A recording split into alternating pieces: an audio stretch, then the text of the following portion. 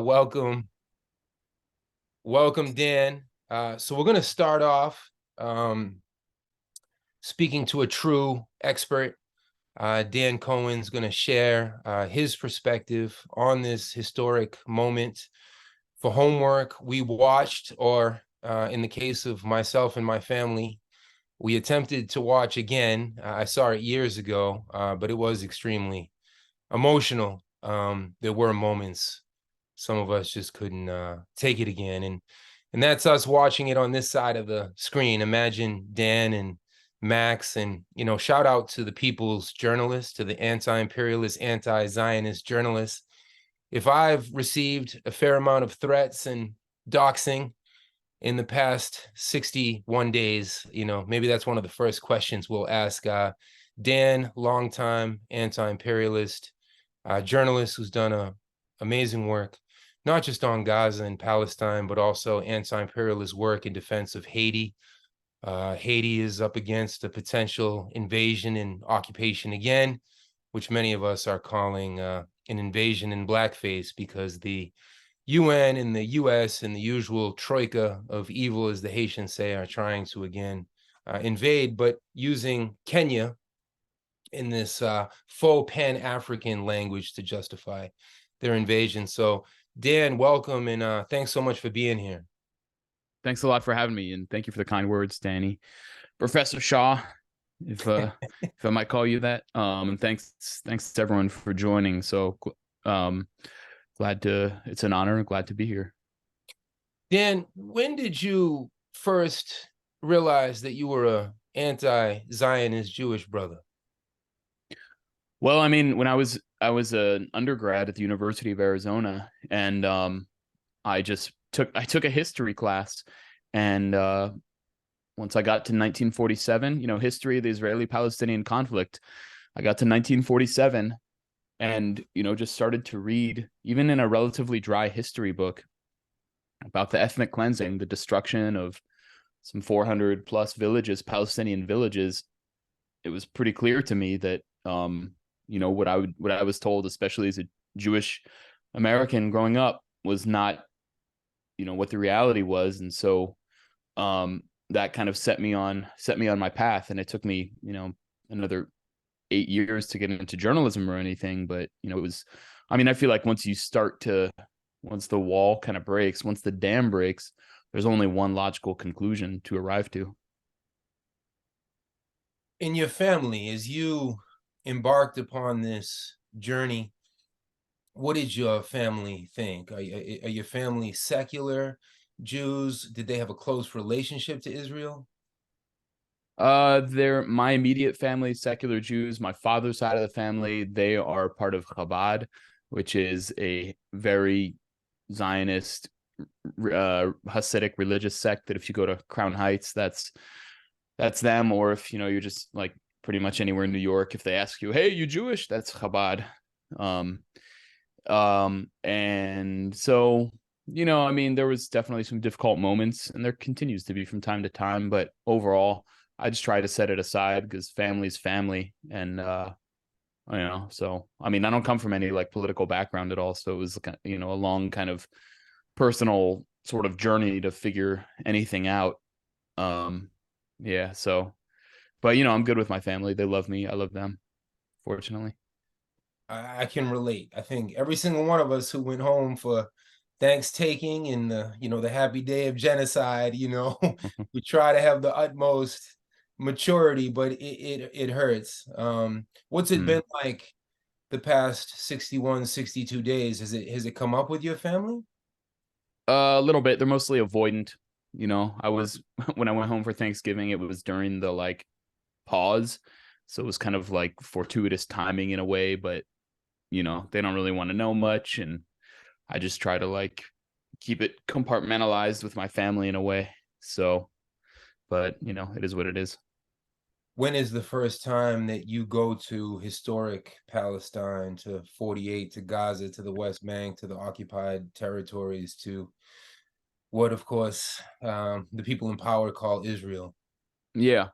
When I was 13, I had my bar mitzvah at the Western Wall in Jerusalem. So that was like a month-long family trip. My grandparents took my family, my extended family out there, and we toured around for like a month based around my bar mitzvah. But I mean, it was a nice like vacation and everything, but it wasn't something that like deeply resonated with me.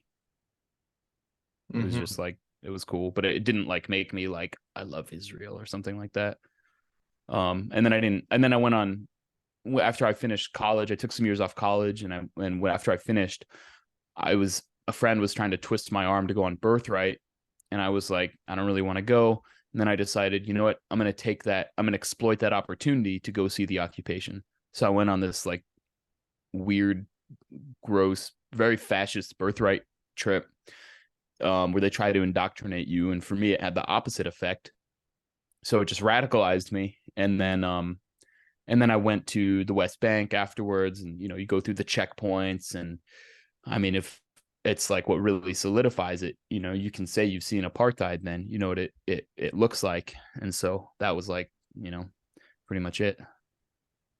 And so you went back, you were roughly at that point 20-ish? When I went, I was 24.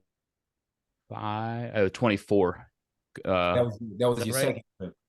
24. Yeah. Yeah, that was my second trip. I went when I was 24, because I took some, man, that doesn't sound right, but maybe I was 23.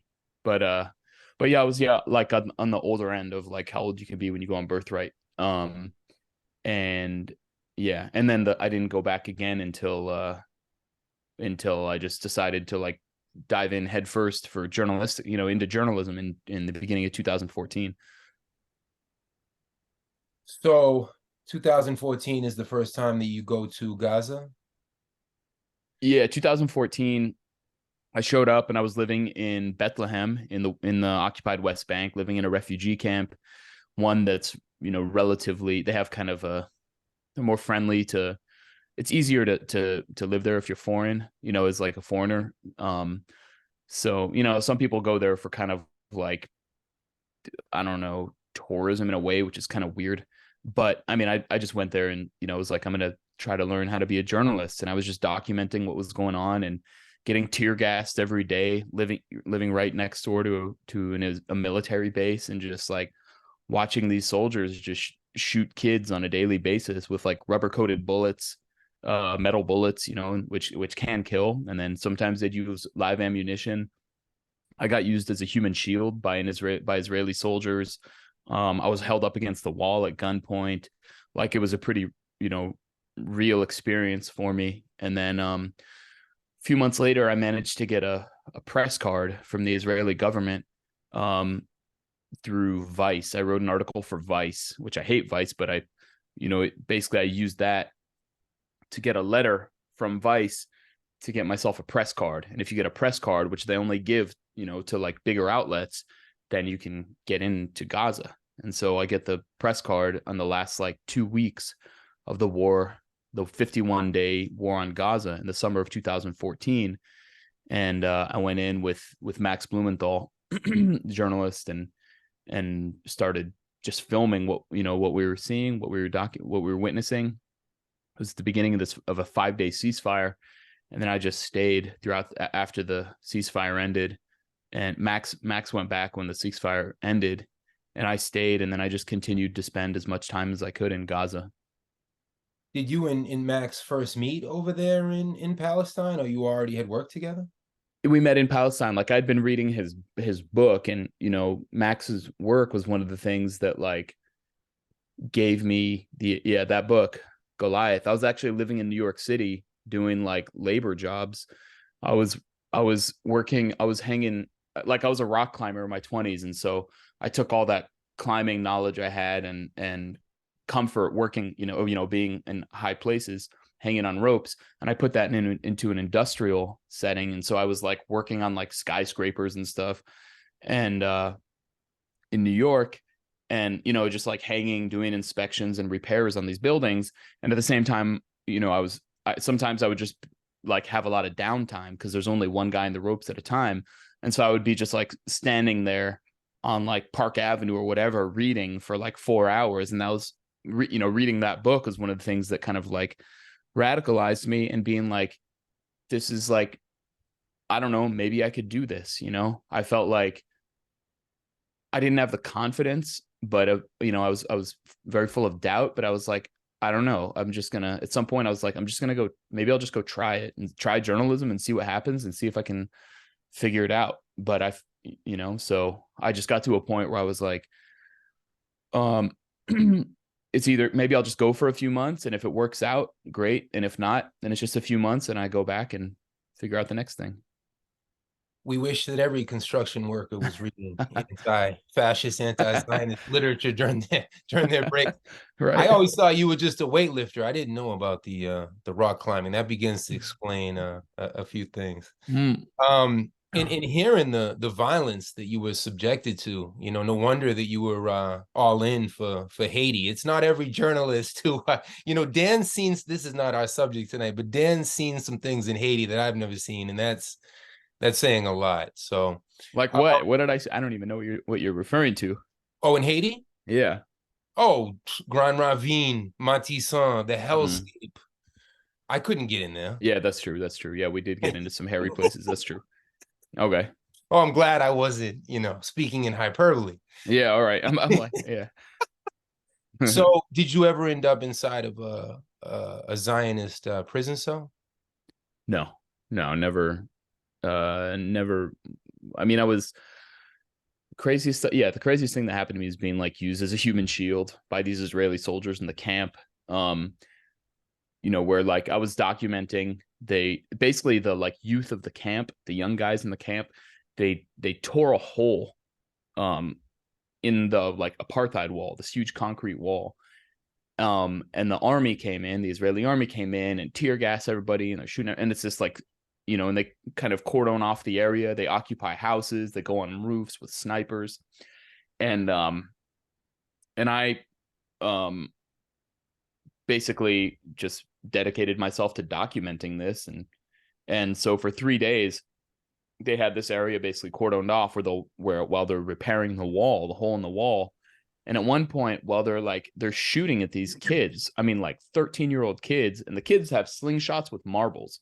So, you know, if you have protective gear, like a mat, you know, all that stuff, you'll be fine. But like a soldier forced me at gunpoint to go stand in front of them while they were shooting at these kids, and these kids are shooting, you know, these marbles. And then eventually I just like booked it. I just took off and they didn't stop me. But later when they found me, yeah, they held me at gunpoint at the wall. And there was a video of it that the girl who filmed it wouldn't give me, but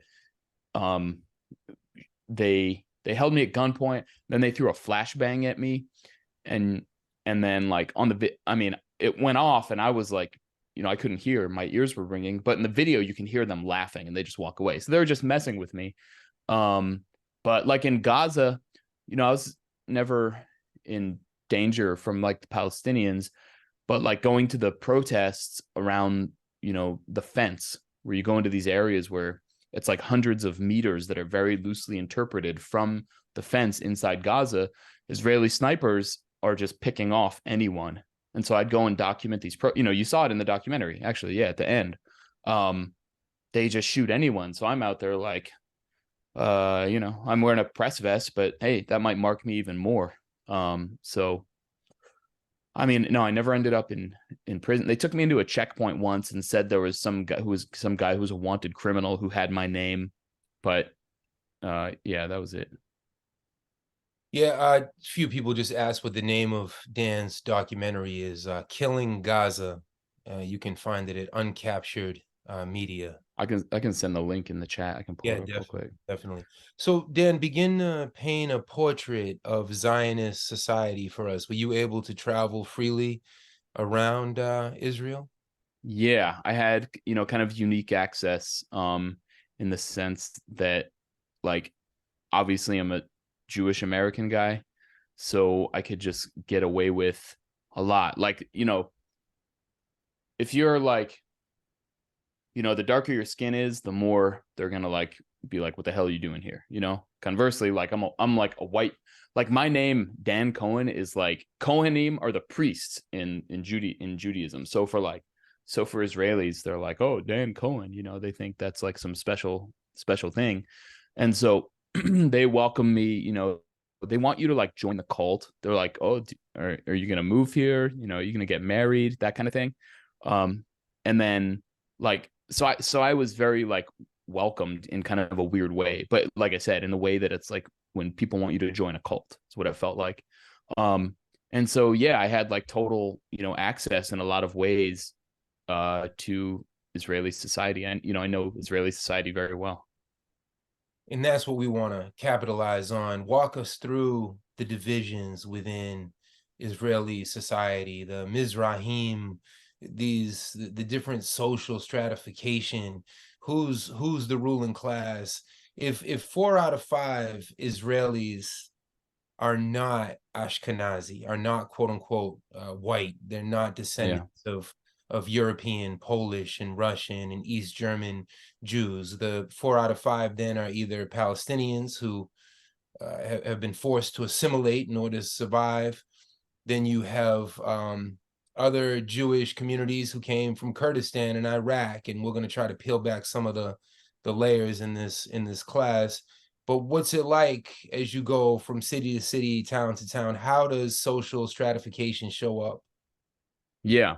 Well, I mean, they would love you to believe that, the propaganda is that it's an egalitarian Jewish society. So just for Jews, it's, everyone has same rights and are equal and all these things, but which couldn't be further from the truth. I mean, Zionism is a European nationalist settler colonial ideology.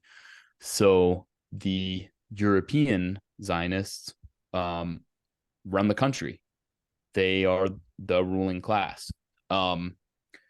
So the problem they ran into, Zionists, is that because of the Holocaust, I mean, the whole idea of Zionism was to have basically a European, like a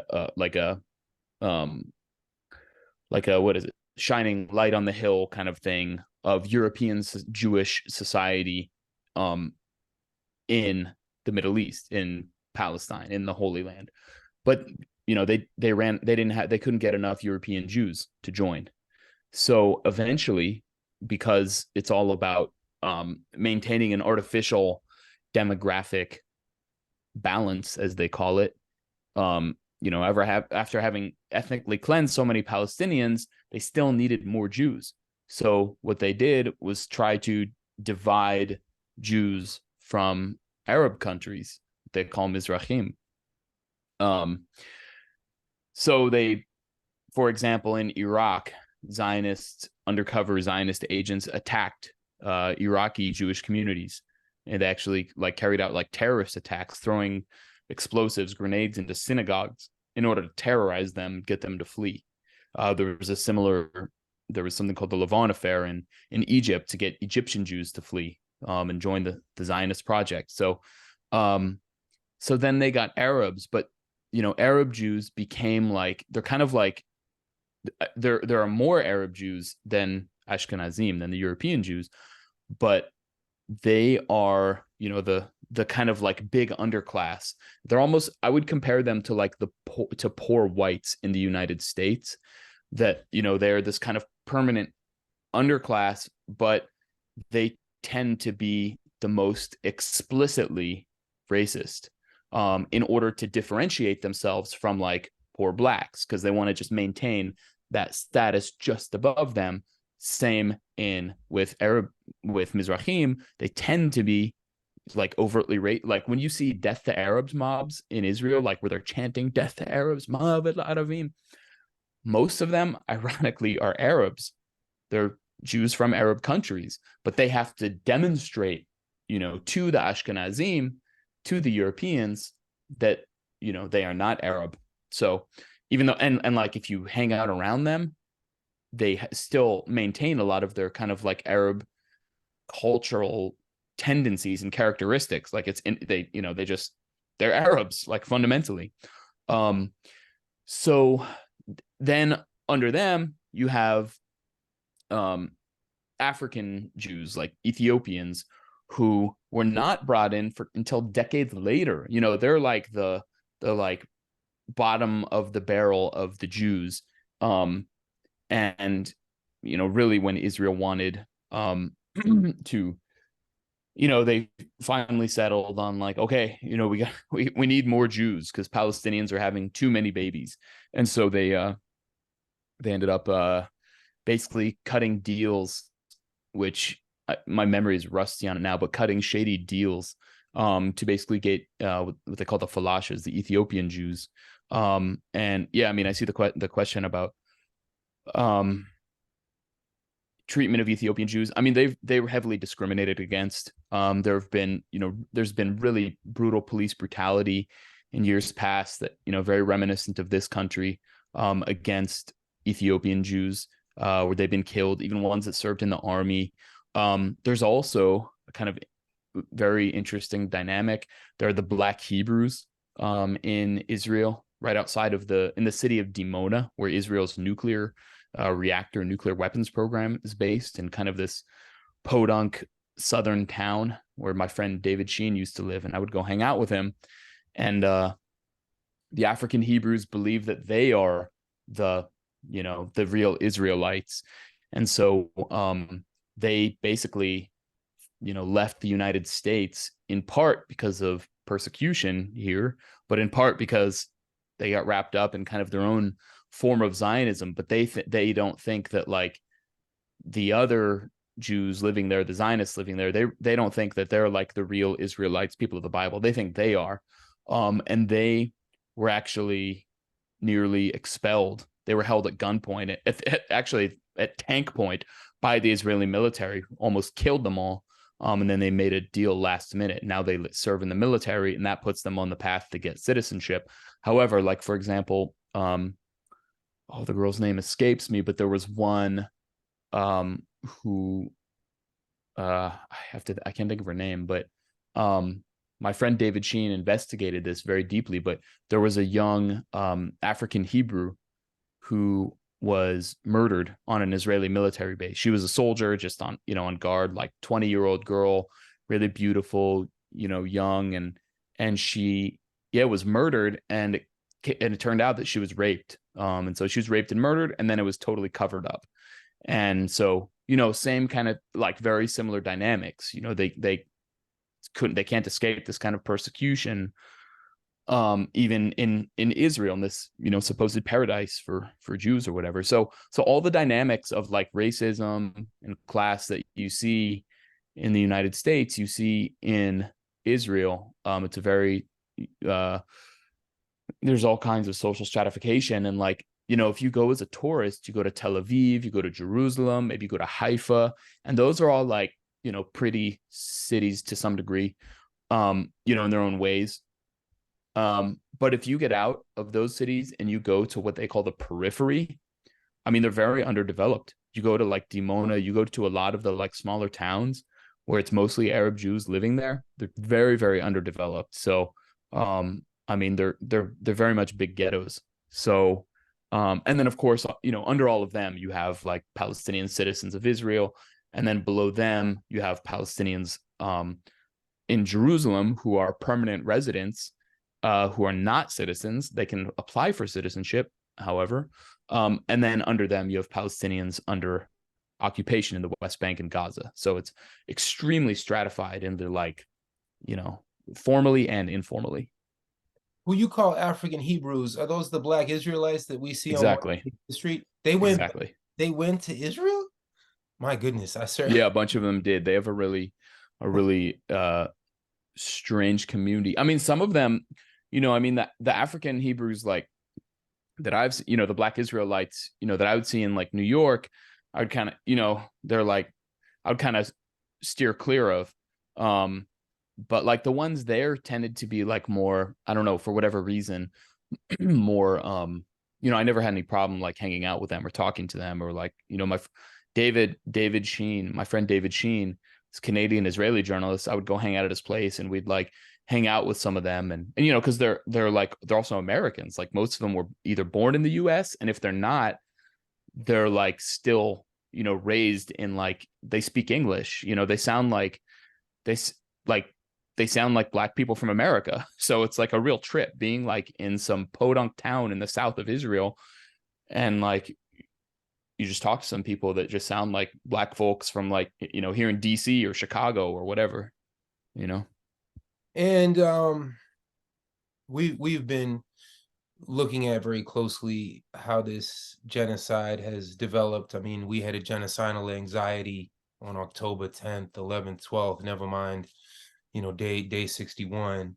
How do we understand that as the Holocaust takes place 125 miles north, if probably less than 125 miles, in Tel Aviv, they're worried about the club scene and the music scene, and they're chilling. They're chilling. How do you even begin to comprehend that? Yeah.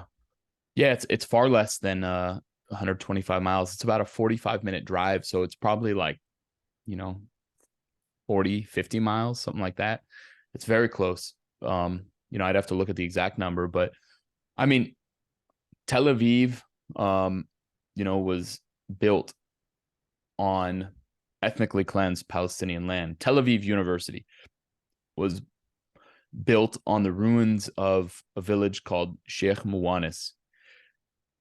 All of Israel proper is ethnically cleansed Palestine. So those, ostensibly secular, like liberal Israelis, they carried out the original ethnic cleansing. So they like to talk about the right wing as like they're the racists and they're the worst, and like definitely they are. All the settlers, they're so bad, but like who ethnically cleansed originally? It was the original Zionists, the first Zionists to carry that out, and that was basically the Zionist left. And there's kind of a parallel between, today, who are the most, how the Democratic Party is the like really the kind of more effective of the war parties, of like the more effective wing of the permanent war state. They're the ones who believe in responsibility to protect, and all these NATO wars on Libya that happened under Democrats. And so there's kind of a parallel, I think.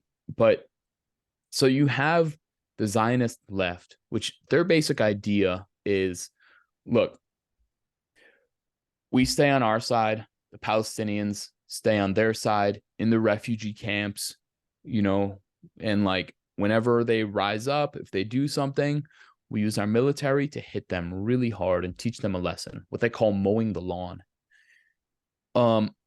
That's basically the Zionist left's idea. The Zionist right is like, how can you do that? How can you have, even on security grounds, how can you ethnically cleanse half a country and then have an enemy population living right next to you? And it has a certain logic to it, because it's like, you're going to live under threat. And it's true. Of course, you're going to, people are going to be angry and hostile and seek to get their land back, and, by any means necessary. So the ideological division really between the Zionist left and right is status quo of permanent apartheid or finish the job. And so like on October 7th, and the Zionist right has been winning over time. I mean, in all ways, ideologically, electorally, in all ways. The Zionist left has been basically marginalized since, they lost power, the Likud, the right-wing party of Netanyahu, lost power in 1977. Or I'm sorry, Netanyahu's party, the Likud, came to power in 1977, and they've ruled most of the time since then. So the Zionist left, the like the party of Rabin and these guys, they had their period in the late 80s and late 80s and early 90s until Rabin was assassinated in 95. So by the Zionist right. So the Zionist right so what happened is on October 7th, when there was this Hamas attack, the Zionist left idea of permanent status quo apartheid was totally discredited, because it's like, oh, look, see, we put them over there, even though in terrible condition, put them in Gaza. We gave them Gaza, they like to say, because they withdrew settlements from Gaza in 2005. But then they put Gaza under siege, and they turned it into a big concentration camp for strategic reasons, because it was a relatively small area of land where you could put a huge amount of Palestinians in to have this artificially maintained ethno state, and then they could focus on expanding settlements in the West Bank, which is much larger, of course, and resource rich. So with this Hamas attack, that whole idea was totally discredited. It was like, look, you have an enemy population in there. You can't, you just can't have that. And so the Zionist left, like I had the Zionist left, it's like a switch was flipped, is what like one Israeli mayor said. I had some guy messaging me on Twitter, some Zionist left wing like techie guy, who's like, look, the Palestinians have lost he said they've lost their legitimacy. So like now, it's time to exterminate them, is basically the idea. Like they attacked us, and took our people hostage and took babies and women and old people and all this stuff. So like it's all bets are off. So that so there's been a real big ideological shift where it went from like keeping people in the ghetto to now exterminate the ghetto. Could the question is, could the Zionist left, I see the question, could the Zionist left accurately be described as neoliberals? Definitely, but the Zionist right too, in the sense of neoliberal economics, the neoliberal capitalist system integrated into the West. I mean, Netanyahu has overseen the complete stripping of all of the social programs that even existed in that the Zionist left years and years before had built up. There is still free healthcare, but I mean, Israel is the most unequal state in the OECD countries. So it is the picture of neoliberalism.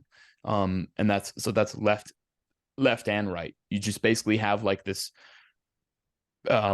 military industrial complex and kind of tech sector built around it. And then everyone else is just like, there's not much else. Economically, there's not a lot of, manufacturing or production otherwise. And like I said, the periphery, as they call it, live very, they live poor. So yeah. How does resistance manifest within Israeli society, even if that resistance is not what we idealistically would want, some huge solidarity and uprising in defense of Palestinian life? We know that's not going to happen if the most oppressed sectors, like here, the most oppressed sectors, or at least poor whites, what are poor whites doing? They're trying to build the wall against Mexicans, against the poor whites are the necessary carriers of the Islamophobia and the xenophobia and all the ruling class ideology. But could there be, there's all this talk about all the protests, and 6 months ago, there were political forecasts that Netanyahu could be ousted because of corruption and embezzlement. Where is all of that at now? I saw the Times of Israel running stories about getting Netanyahu out of power. Does that have any traction right now? Yeah, definitely. So I mean, in terms of like actual resistance, there is very, very, very little. The few Israeli anti-Zionists, like Jewish Israeli anti-Zionists that exist, a lot of them go abroad. They go live in Europe or the US. They get out because it's like being, an alien completely. You're not welcome in your society. Like, I mean, I don't know, like it's like being an abolitionist in, in like slavery times, but maybe even worse than that. I don't know. I mean, 99 point something percent of Israeli society is Zionist. So people are heavily, heavily propagandized. The few people that do figure it out, I'm working with like these anti-Zionist Israelis right now. They help me translate Hebrew stuff for my journalism. They live in Europe. They couldn't, the daughter, I don't know how she got there ideologically, but she refused to serve in the military when she turned, 18, when she was ending high school. Her father had been in the military for years and years, and he was like a Zionist left-wing guy, and he like stood by her because it's his family, it's his daughter, and then she basically, converted him, and now so they ended up leaving the country. They said like their neighbors turned against them, who they had known like forever. Their neighbors were just, wanted nothing to do with them. So it's like you can't live in that society, let alone like the possibility of being attacked by fascist mobs, kind of hooligan types. It's very perilous. And like, you have no job opportunities because the military is the center of society. So if you didn't serve in the military or you're against it, you're going to have a real tough time making it. So in terms of Netanyahu, yeah. So Netanyahu is embroiled in various corruption scandals. There are several of them. And he has faced big protests in the last 3-4, I want to say like 4 years. There have been on and off big protests. And this summer, the protests got so strong that according to the Times of Israel, 30% of Israelis were considering leaving the country. For this documentary I'm making, I have this Israeli cameraman. He told me he was like, he has Canadian citizenship too. He told me he was like ready to leave the country. He was like, this country might collapse. So you can just see how unstable the situation really is prior to October 7th. And I should say those huge protests, to a degree, those were like, it was the US had a hand in that. Ehud Barak, the former prime minister of Israel, who's kind of like a more, accepted in polite liberal society in the US. He's very close with the US. He said that they're using the tactics of Gene Sharp. Gene Sharp being the father of the color revolutions that the US had basically orchestrated in post-Soviet Europe, in Egypt, in the Arab Spring, attempted a coup in Venezuela. So they've been attempting this against Netanyahu because Netanyahu is now too corrupt, and he has brought in the ultra fascists, the explicit fascists who are open about their plans, their goals, to totally ethnically cleanse Palestine and make it, a theocratic state. And the US, Israel needs, and the US needs this image of Israel as a Jewish and democratic state. But if you bring in explicit open fascists, who are, members or former members of what was called a terrorist group by Israel and the United States, it just looks too bad. CNN and Jake Tapper are going to have a tough time with that, selling it to the American public. So they basically, so Netanyahu brought these guys into the government and gave them top positions in order to get immunity from prosecution for his corruption. So basically, these guys promised they would protect him from being prosecuted for these crimes, and he gave them top positions. And the U.S. is like, you can't do that. So they want to get rid of him and get in a weaker, more centrist figure like Yair Lapid, who's the leader of the Yesh Atid opposition party, who's just a big oaf, or Benny Gantz, who's a former, he's a military man, former defense minister, and he was like the chief of staff during the 2014 war on Gaza when I was there. So, and these guys, are not charismatic, and they don't know how to work the Americans in the same way. They're tools. They're completely weak. So, Israel's in a very unstable position because of, you already had with these protests, 30% of Israelis considering leaving the country. And then October 7th happens, and that destroys the idea that, there's security, that, this massive, that there can be security. I mean, it's the Zionist spirit, the whole concept is permanently damaged. So as soon as there's a ceasefire on Gaza, it's going to be, Netanyahu's going to be, his head's going to be on the chopping block. And um and he knows it. And so that's one of the reasons he's extending this war as long as possible in order to save his own hide. So what happens, when there is a ceasefire, and also Netanyahu can't accomplish the goals that he claimed, that his stated goals that he set out at the beginning of this war on Gaza, which was to defeat Hamas. Can't do that. He can't defeat them militarily because they're a plucky armed resistance group that is in tunnels and, has all kinds of, they have a huge tunnel network. And as any resistance group that can blend in with the it's like the Viet Cong, and you know what I mean? That like there's no way to. And then of course, ideologically, like as long as you keep punishing the population, you're going to have more people that want to join the resistance. So, maybe they'll kill the leaders. But the next generation, the next batch will be ready to go. Especially given the what they're going through now. You think Hamas was popular before. Now it's like, there's no question. So Netanyahu can't beat Hamas, and he can't, and the other goal that he stated was getting the hostages back, getting the captives back. Well, those are two totally contradictory goals, because defeating Hamas, the way they're trying to do it, is bombing the entire Gaza Strip to, a smoldering pile of rubble with, and that's killing hostages.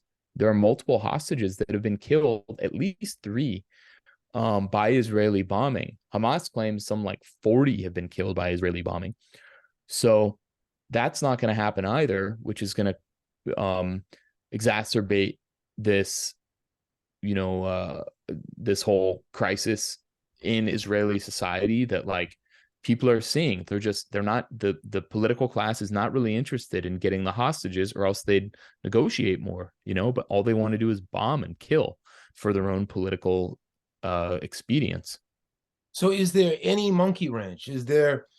We've been so desperate, we thought, well, maybe Trump will say something crazy, not because we like Trump, we know he's a fascist and a white supremacist, but was he, if he could go meet with Kim Jong-un twice against the foreign policy establishment didn't plan on that one. Is there any monkey wrench unforeseen that could somehow interrupt this Holocaust, or is the Holocaust going to be consummated?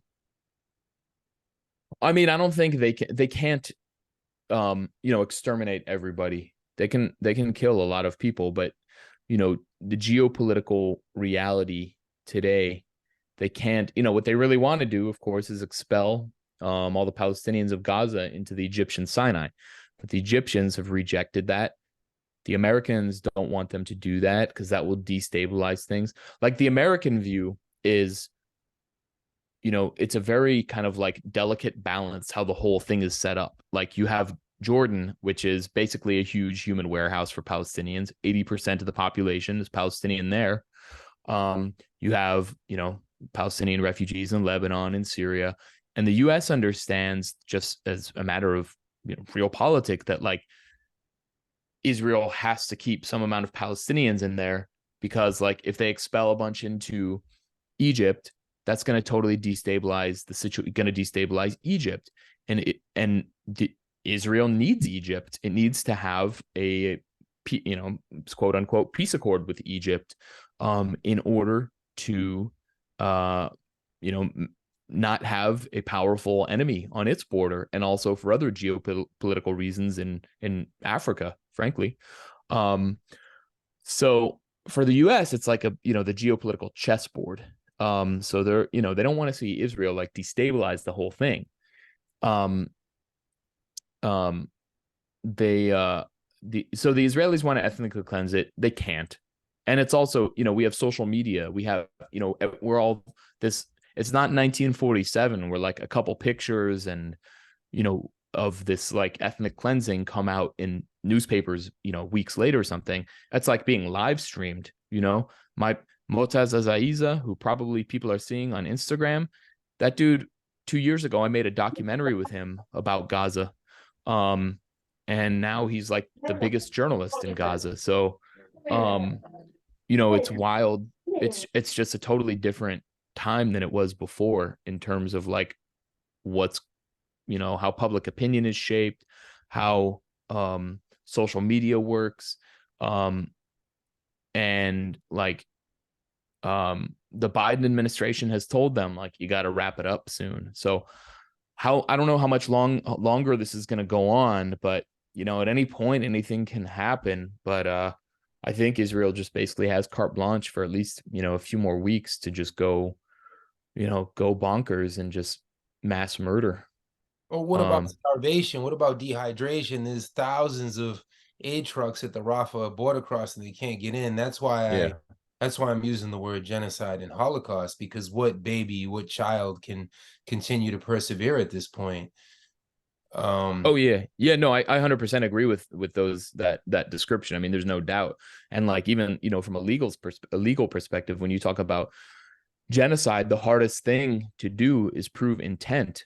But I mean, if you look at the statements from Israeli political figures and military figures and soldiers themselves in Gaza, they're very, very explicit that the goal is genocide. So yeah, I mean, that's the thing. It's like, how much more will essentially the US let this go on? Will the Biden administration let this go on? And I mean, you see, watch those State Department press briefings. They're, I mean, it looks bad for them. So I don't know if, it's obviously going to become an electoral issue for the Democrats. Um, and it's going to make, the populations of Democrats that sympathize with Palestinians, Muslims, Palestinians, Arabs, Pakistanis, this kind of thing.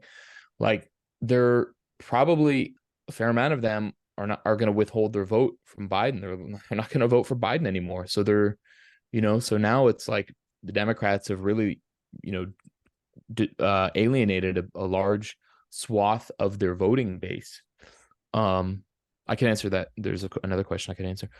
I read sources which say that Israel actually funded Hamas early on, similar to the way the U.S. funds reactionaries like Taliban early on, only for them to turn around and clutch the pearls of the terrorists they've arguably created. What extent would you say that's an accurate take? It's true that Israel funded Hamas early on. So, I mean, there's, I'll see people on Twitter being like, Israel created Hamas. Well, that's not true. Hamas is an organic Palestinian movement that came around in the 80s as a result of the left-wing secular group Fatah becoming totally corrupt.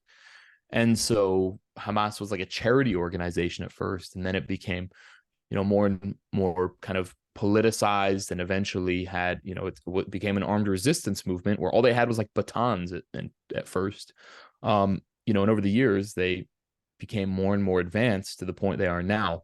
Now, early on, as they were in their kind of infancy, Israel did give them, kind of like put their finger on the scales, because they wanted, as the colonial strategy of divide and conquer.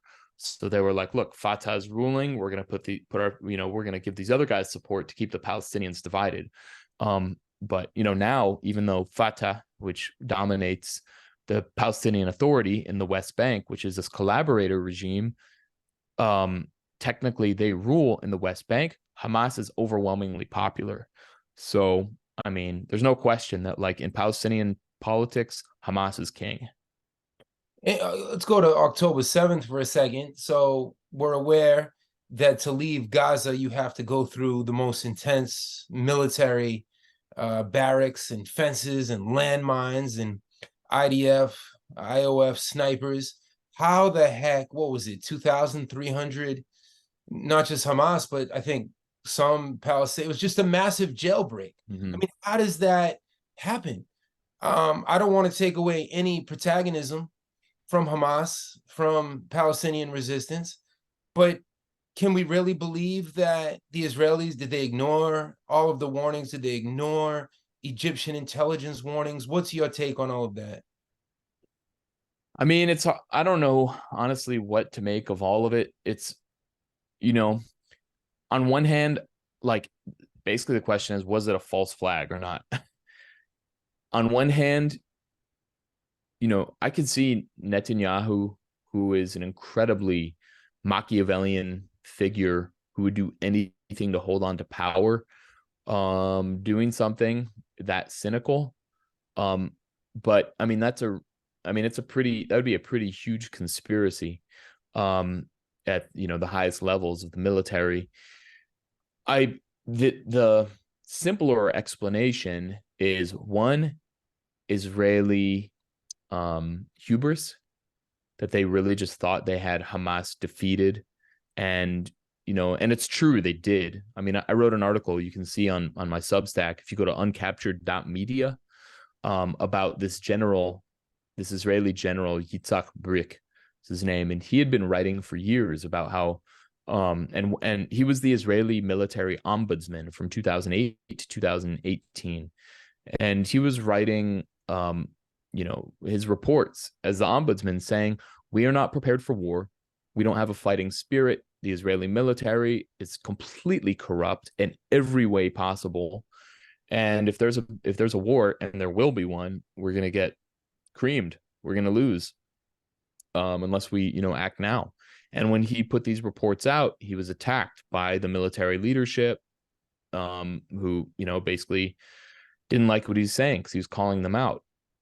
So there's total complacency, there's hubris, and then the other factor is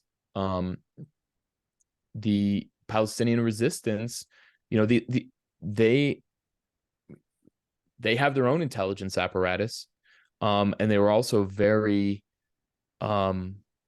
calculated in how they responded and did not respond to Israeli provocations and Israeli attacks. And so by basically being passive for quite a while, they made the Israelis think that they had been deterred and beaten down, and they were fine with the status quo. And so the Israelis, I think, basically do not, there's the colonialist never really understands the ideology of the colonized, right? Like, they really think that we'll just beat them down and that'll be it, and they'll accept their conditions. That's never what happens. It's always the opposite. The more you beat them, the more they're going to resist, So I think the simple explanation is Palestinian capabilities, strategy, intelligence, and Israeli, the opposite, hubris, corruption. There are these reports that have come out that, like, the Israelis had, they knew about it. There was like this document called Jericho Walls. The Egyptians had given them warnings. The spotters on the Gaza border, around Gaza, had told their superiors, and they were ignored. I'm not saying it's impossible. I don't know until we see, it's all circumstantial evidence. Until there's smoke and gun evidence, I don't know. But fundamentally, the debate on that is kind of like, in my mind, it's like trying to figure out what caused an avalanche to happen. Was it like it happened naturally, because, like, I don't know, a rock moved under the avalanche, or did somebody, go and like throw a little something on it to make it go? Either way, it was going to happen. You keep 2+ million people in a concentration camp, and you bomb them and shoot them and kill them for decades and decades, and they have military capabilities, well, you can be sure they're going to use them. So I think it's important to just keep that conversation in context. What's the future of Israeli society? Because even if they accomplish, whether it's the nationalist goals or the exterminationist goals, the Zionist death trap persists. What are they going to do in 10 years? Go after the entire West Bank and exterminate them? What are they going to do in 20 years? Go after all of Lebanon? Is Greater Israel going to continue to expand? What do you foresee for Israel? Israel's in a weakened state, no matter what it comes out of this weakened, internationally, internally. The divide, like I said, over the summer, 30% of Israelis were thinking of leaving. Once this war ends, we're going to really see that divide reappear, and it's going to be even stronger. And so it's very unstable. It's very weak. It's, maybe kind of going to be more like Ukraine. So I mean, I have this kind of like intuition that like, are we going to see the end of Zionism, before long? But I also don't like to speculate, so I don't know.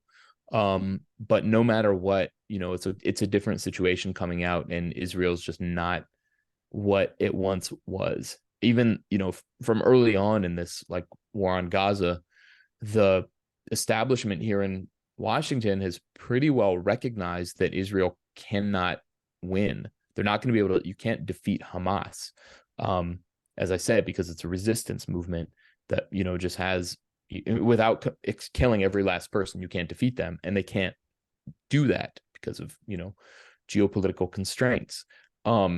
So they can't achieve their goals with everything on their side, with all of the military power, with all of the diplomatic backing from the United States, with the superpower behind them.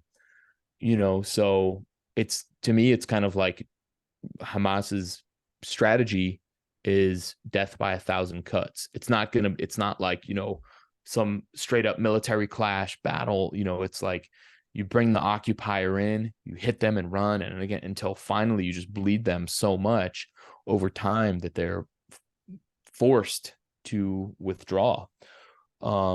So they're not gonna come out very strong. I gotta go in a few minutes. I mean, I maybe I'll. Two more questions. All right, all right. Censorship. How has censorship shown up for you in the past 61 days? It's interesting because like with the new Elon Musk Twitter, like there was this whole kind of, I would call a limited hangout that there's, the censorship has gone away. But so sorry, hang on one sec. Um, yeah, censorship. I mean, I don't know. I haven't seen, I don't think I've been censored on Twitter. My Twitter, and that's mostly where I'm active, has grown substantially in the last year and a half, in the last couple weeks, over the last 2 months. So, I mean, but in other places, I mean, in universities, so like I'm not experiencing so much censorship myself. Obviously the climate in universities, in academia, I mean, we've seen all the like Zionist students who are, you know talking how they're the real victims because people say from the river to the sea, and that's somehow a call for genocide, and all this nonsense. They're gaslighting. They're trying to gaslight everyone as they're being criticized for their support for genocide. So they're very upset about that. But there's also like people being fired from their jobs for not expressing the correct position, this kind of thing. So just a couple days ago there was a resolution passed by the House saying that anti-Zionism is anti-Semitism, which is, excuse me, is totally absurd, and is anti-Semitic itself, because if anti-Zionism is anti-Semitism, then Zionism equals Judaism, which, who believes that? Well, Zionists and Nazis, anti-Semites. So that isn't a completely anti-Semitic concept, and that is going to be used to ramp up this kind of climate of McCarthyism and censorship particularly against on campus, is really where we see this kind of ideological battle going on. Yeah, with the censorship, I think they've gone after like the middle guys because they haven't been able to touch like you or Sean King but like for me, I went from being able to reach millions to now if I'm reaching a few hundred on Twitter, I'm lucky. But I don't think they've been able to touch the big accounts. What do your DMs look like? If I'm getting all types of threats and death threats and they're gonna get me fired, what do your DMs look like? Yeah.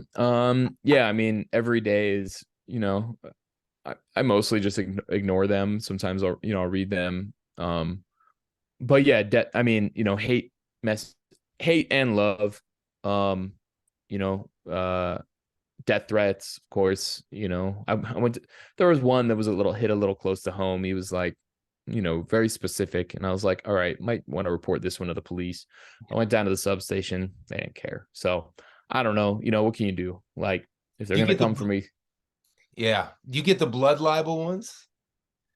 Oh, yeah. Oh, yeah. Self-hating Jew all the time. I mean, that's like, that's like my morning coffee is being called like a self-hating Jew like 20 times. So, Final question: a society based on the erasure and the ethnic cleansing and apartheid and genocide of another people. What's the state of mental health and addiction and the other mental health indicators across Israel? I mean, there's heavy trauma, across Israel. Um, I mean, even though the conditions there are much better, of course, than for Palestinians, it's still, they live in a besieged mentality, um, where, they constantly live in a besieged mentality where they feel, no matter how true it is or isn't, they feel that they're constantly under threat of, even genocide, which, makes sense. It's like when you're an aggressor, an occupier, well, you're going to be looking over your shoulder all the time.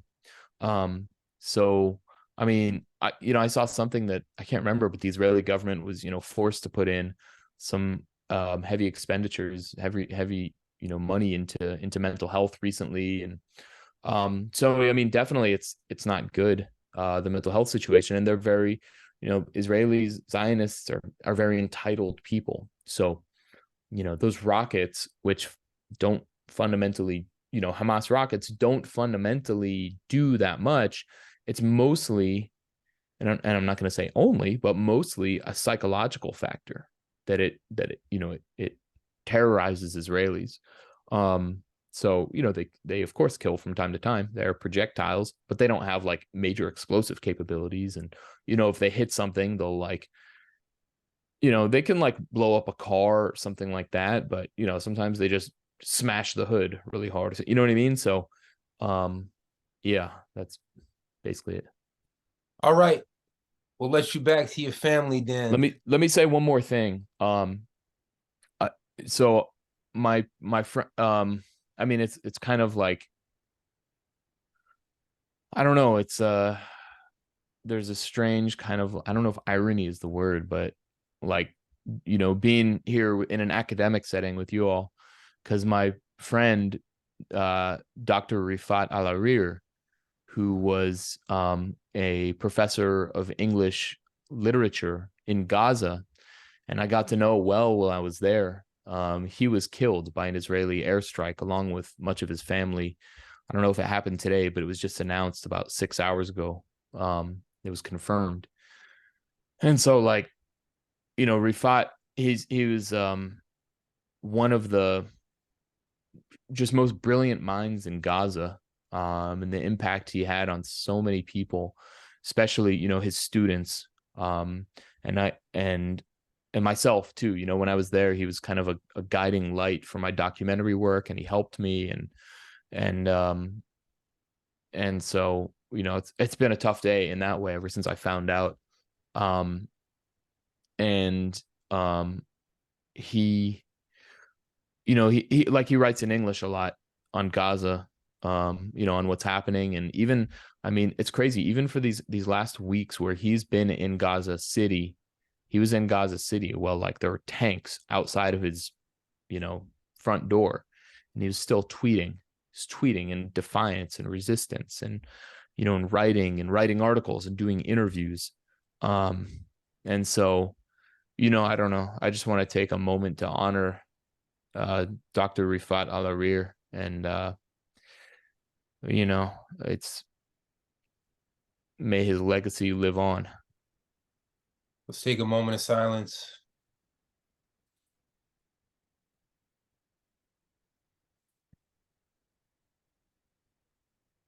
Along with a kill our prophets, as U.S. society stands aside and looks, to quote Bob Marley, sorry for your loss, Dan. And amidst all this carnage, it's hard to believe there's any poets or intellectuals or historians or sociologists still standing and writing and tweeting and you know, amidst a holocaust of human life that advances and advances. And CNN's front page all day today, Jewish Americans are not relating to Hanukkah in the same way because 40% are more afraid than ever of being Jewish. I mean, it's mind-boggling. And all of our mental health has been affected. We can't compare it to the permanent trauma that the Palestinian people have been subjected to for 75 years. But we've also had to take care of ourselves in different ways. So, well, this space is always here for you. Dan, you're a hero to us. Let us know how we can support the documentary and, you know, keep us posted on your end. I appreciate everyone for joining, and Danny, Professor Shaw, thanks a lot for having me. And yeah, may we see real peace, real justice in the Holy Land, free Palestine. Thanks, Dan. Free Palestine. Take care, y'all. Peace, peace, peace. All right, so let's do a collective just deep breath. As with every class, this stuff is intense. When we started once upon a time in late August with Reform or Revolution, a Marxist overview of revolutions past, I would say that was intense, but this is a whole new level of human intensity. We want to take care of one another, take care of ourselves, and we have even integrated, not in a liberal sense. I'm afraid to use the word self-care because of how liberals have hijacked that concept, where it's become the end all be all. But we do have to remember to breathe. And you know, there's times the kafiyeh for me is not just symbolic of Palestinian resistance for 75 years. The kafiyeh keeps me spiritually warm. It reminds me I'm human. It reminds me I'm on the right side of history, as does the Palestinian flag. So a collective deep breath.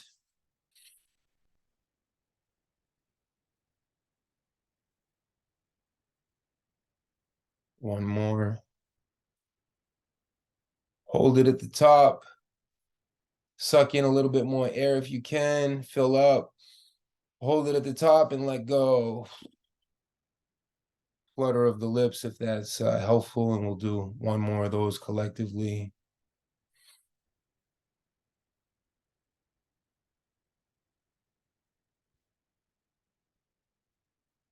All right, so I want to give a political overview, and then Erica, how you feeling? I was texting you. I didn't even know you were right there in front of me in the form of a toad, an anti-imperialist toad. Is that a toad that you have there as your picture?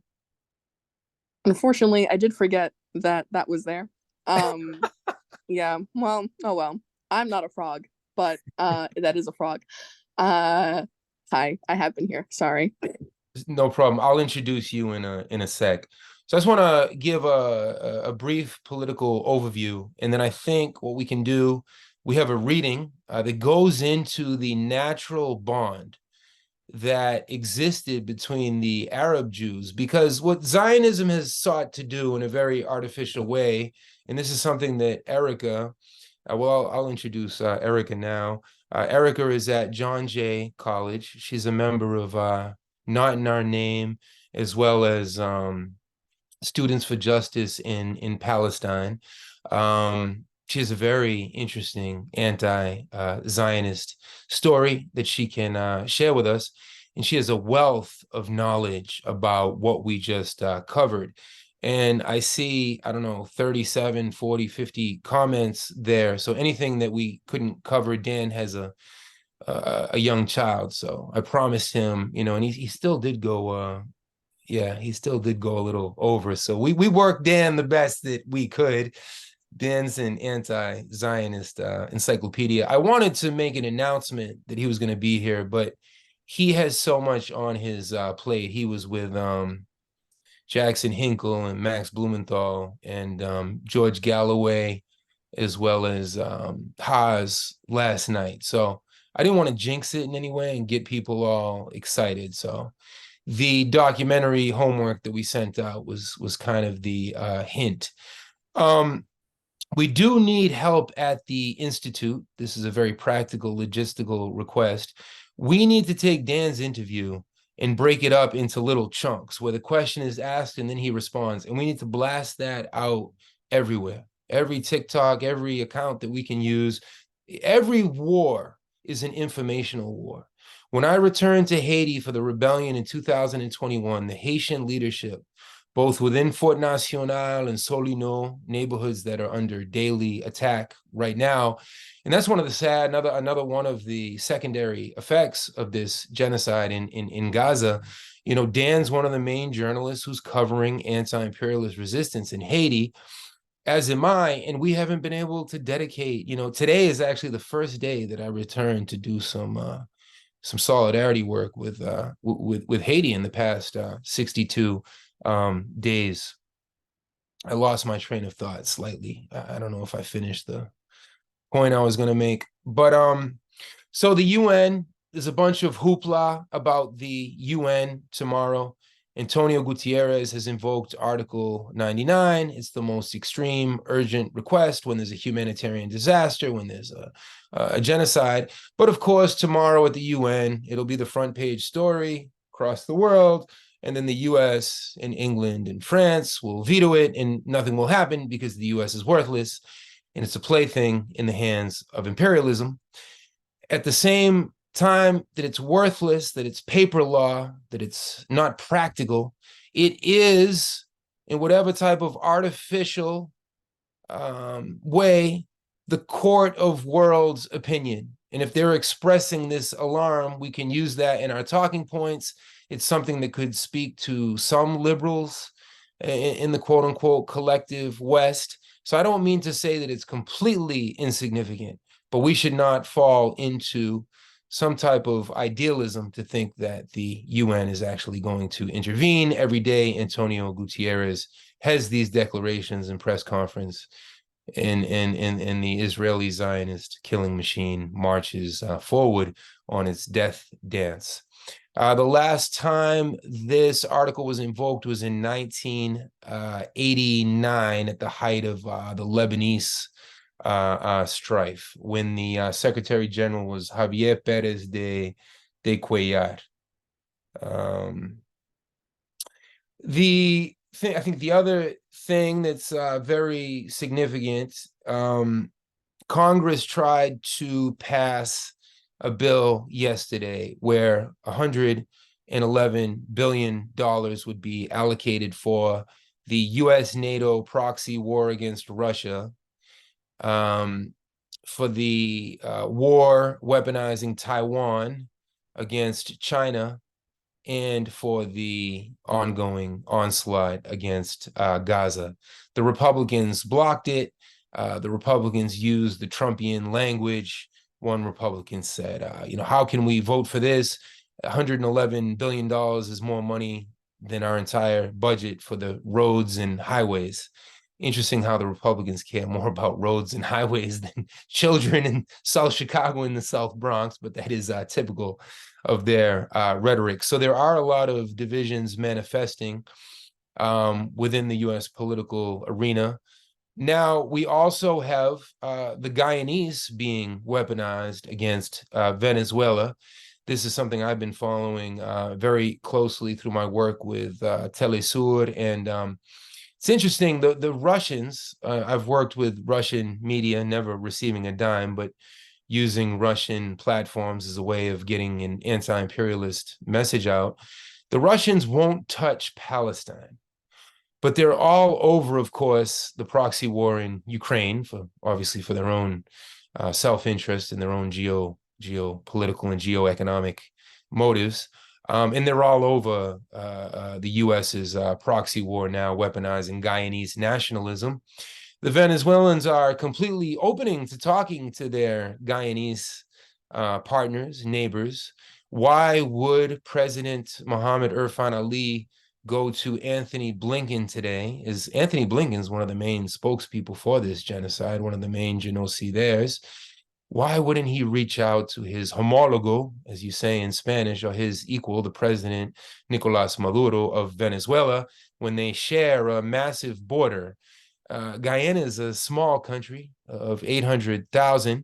The Essequibo region If we go back to 1899, these were similar to the Sykes-Picot Accords signed in, I think, 1917 at the end of World War I, which divided up Syria and the British Mandate, as historic Palestine was called, and Lebanon and Iraq. Well, in a very similar way, colonialism drew the borders between what was once British Guyana and Venezuela, of course, Gran Colombia, and the struggle against Spanish colonialism. So hopefully the Guyanese will not continue to be duped to buy into this, because the U.S. knows how to weaponize nationalism. That's what Hong Kong and Taiwan and Tibet, and they've at times used the Kurds against the Iraqis or against the Syrians, and that's not. I'm not making a historical judgment on the Kurdish struggle. I'm merely saying that the U.S. knows how to weaponize and oppress people's nationalism when it's in their interests. And then they can erase people's entire nationhood and quest for nationhood, as they have with the Palestinians. The censorship continues to be intense. I mean, it's a miracle that we have the CNN of the Hood, aka Sean King. You know, and it's also deeply disturbing. I'm sure you all have noticed on Instagram that when you go to Instagram, they really have us in our own lane completely. All I see on Instagram is Palestine, Palestine, Palestine. In my face, the most horrific images. And it was interesting to ask Dan that question, because you know, I have reached 1/10 or 1/5 of his, but I've experienced censorship in the most severe of ways. So it's just interesting to compare the different experiences. I guess they haven't gone after the biggest accounts because it would be such an egregious, in our face First Amendment violations. They don't think they can get away with it. But Danny, they've gone after Sean. I don't know how he's getting out of it, but they've given him like 3 warnings. Yeah, and he said a few days ago that he's only reaching about 1/3 or 1/4 of the audience that he was reaching. So we do have to continue to monitor that. So with that said, I see a bunch of comments here in the chat. Let's bring in Erica. We could do it interview style, Erica, or I think the best way to begin, Erica, if this is cool with you, is for you just to begin to tell your story, because I think your story also speaks to Rabbi Yaakov Shapiro. And what I heard in your story in the brief time that we've been able to dialogue is you're on a quest to find the secular truths, the historic truths, the religious truths, the sociological truths, and Zionism has robbed that from different Jewish communities historically. So hopefully that's a fair introduction to bring you in. Yeah, maybe. I am a student, like, this is all things that I'm also like learning along the way. So this information is probably just as new to me as it will be to you. But yeah, I basically began unlearning Zionism after the 2021 attack on Gaza. But throughout my life, though, I was not raised around Zionism. Zionism was never a factor in my life. And that is largely attributed to the fact that I descend from Jews who escaped pogroms in the 1880s and the early 1900s. So they were more Americanized and really not interested in Zionism because it had nothing to benefit them. They wanted safety and they found it here. So Zionism was never something that I considered. Now, that is not true for my other counterparts in my community. It is something that a lot of Jews are heavily indoctrinated into, to everything to Sesame Street books, like summer camps, yeshivas. It's not just simply political indoctrination. It is cultural revisionism. It is and like,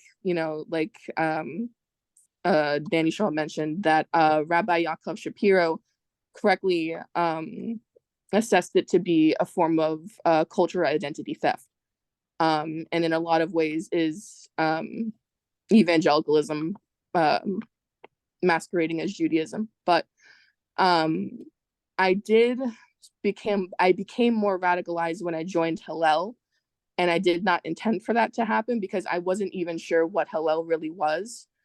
And Hillel, if you guys don't know, is like the largest network of Jewish clubs on campus. It is not necessarily religious like Chabad is, but there is, they do like things like Torah study, but most of their programs are dedicated to Israel, which I did not know before joining. And so what Hillel does, at least at CUNY, is they give different kinds of courses that do not have to abide by CUNY standards of classes, because these are things that they do through the Hillel International Program. And so I took a course called Israel Palestine, knowing that there would probably be some propaganda, but I didn't realize how bad it was. And so essentially what completely turned me into anti-Zionism is that first, the professor teaching that course showed a picture of Palestinians eating at a food market in Gaza to quote unquote prove that there is no starvation in Gaza, and that they do have access to food, as opposed to what Palestinians say. Then the second part of that class, I asked a question, because this was during the 2021 attack on Gaza, where a lot of clips were being shown, and also it was one of the first times that I witnessed IDF soldiers or IDF soldiers escorting settlers to burn olive trees. So I fully asked him, I asked him, I saw this video, what do you make of that? Because I think the topic at that time was something regarding anti-Semitism in Palestine. I don't remember exactly what it was, but he was at that time completely dancing around why there might be quote unquote anti-Semitism. But anyway, I asked him, I saw this video, what is like your explanation for that? And then his response to me was that this footage is easily doctored, and you were probably watching something that wasn't actually true, and then moved on with the class. So it was right after that where I basically joined the SJP, and I started learning directly from Palestinians themselves before anything else. And it was very cut and dry. Like it's very point A, point B, point C. Like once you cut away all the Zionist propaganda that you are, around, it's really not complicated. But yeah, I hope that helps to like give like a brief overview of like how I started getting involved. And did you see other students rebelling in Hillel? Was there any critical questioning, or did everyone fall into line? The problem with Hillel is that it hosts this kind of fake sense of community, right? And because it's the quote unquote largest network of student clubs that are Jewish related, it attracts it. That also means that usually there's no other alternative space. So a lot of Jews that go there aren't even necessarily Zionists to begin with. They're looking for, a lot of them don't have access to food, so they go to Hillel for food. They go to Hillel for community because they maybe were, they didn't have access to community from wherever they are, so they go there. And at least in my experience, and I know that other Jews share the same experience, but at least specifically for me, there's no room for dissent. There's no room for an argument. And I don't know if it was always like that, but I do know that around 2015 or in the 2010s, they renewed their standards of partnership, in which they say that they can only specifically partner with pro-Israel organizations, that there's no ifs, ands, or buts about that. They will not partner with anybody who is openly anti-Zionist or even non-Zionist, if you want to like say like, you know, like people who like don't take an open position. So if there are Jews in Hillel that do not agree with what they do, and they are either too afraid to speak out, or they just don't feel like it's worth the time, so they just take the food and go.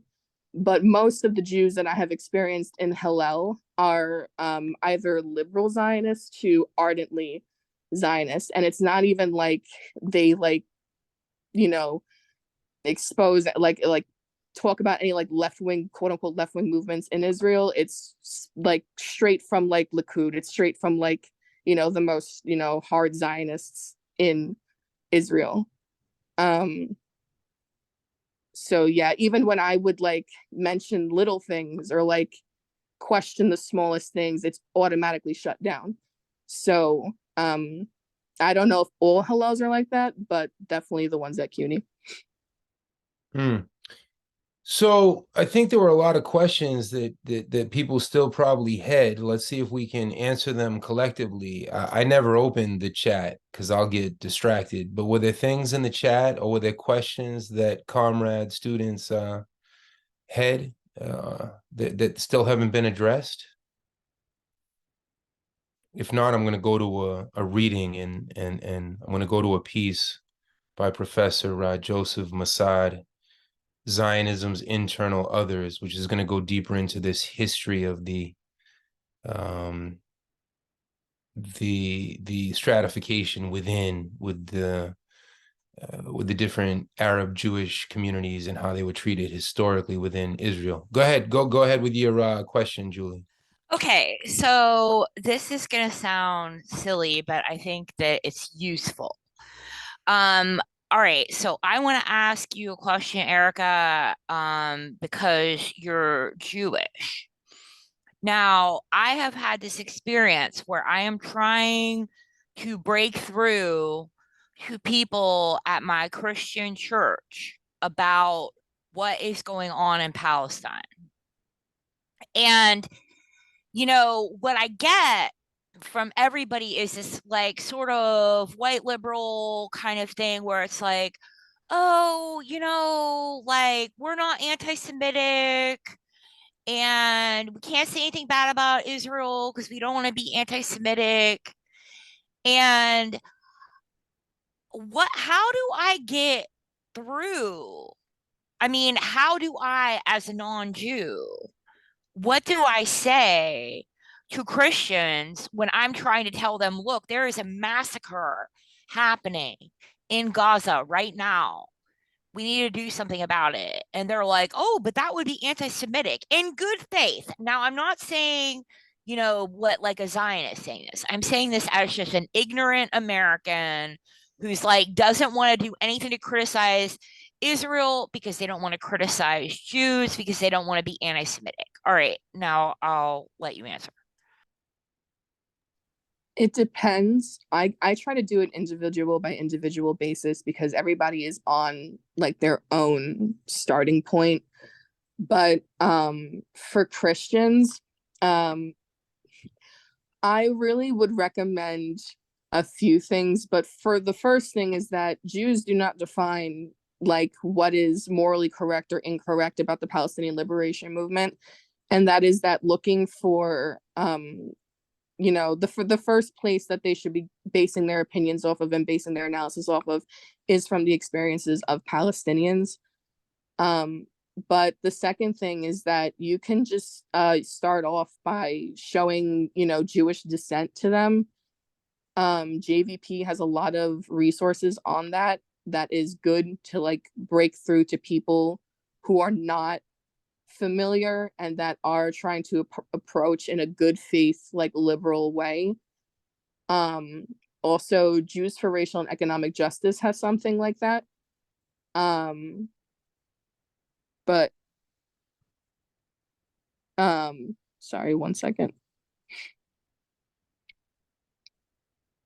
Yeah, but like that's really, I would just send them there. But like Yeah, it's really hard because from what I've understood from like when Christians are trying to unlearn it, they are just as involved in like Zionist propaganda as Jews are.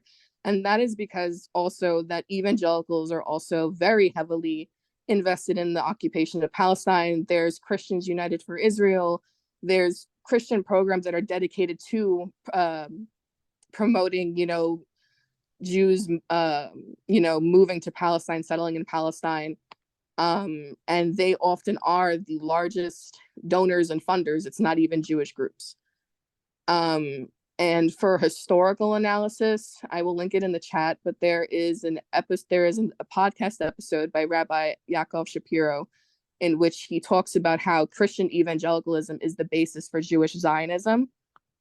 And that helps break it apart from a cultural standpoint, but also from a historical standpoint, because what he mentions is that a lot of the ways that Zionism developed was through early European Christians, like throughout the 1600s to the 1800s. Basically, taking Torah, taking Jewish texts, and putting the evangelical interpretation over it. It is literally a form of cultural and identity theft. Even Hatikva, their national anthem, if you look at the evangelical, it's something in Jeremiah, I forget, but it says something about the children of God or something returning to their borders. And that was the evangelical interpretation of that text. And it's not the same as the Jewish one. And I forget it now, but I'm going to link the podcast episode and it goes straight into that. And I think for you, for Christian Zionists or like Christian liberal Zionists, that might be the thing that helps break them from that. We have another question here about the Communist Party of Israel. There was one, but relatively numerically weak. The names escape me if someone knows the names. I think Matzpan was the Communist Party that was anti-Zionist, and they just couldn't really, put together in the 60s and 70s more than, a small number of cadre. Nowadays, I'm forgetting the pronunciation. Is it Hadass?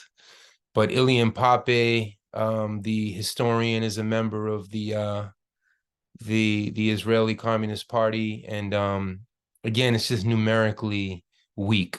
But there are leftist outfits that have tried to somehow reconcile Zionism and socialism, which is, of course, irreconcilable. They're by definition antagonistic.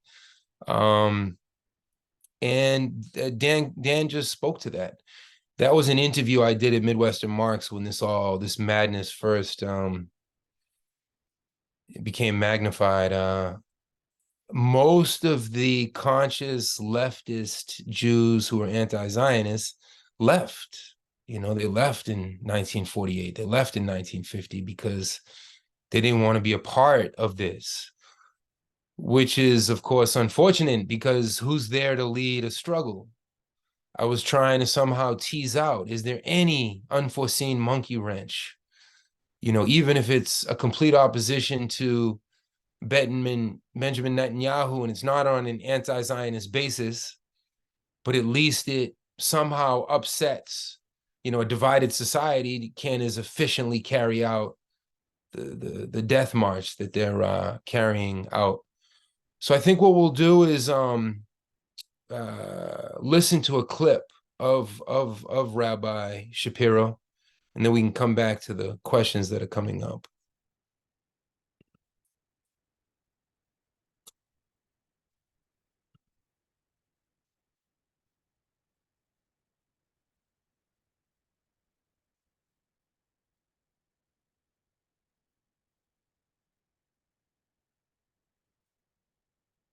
So he was on Katie Harper several times the past few weeks, debunking Zionist lies with Nora Erekat and Rabbi Yaakov Shapiro.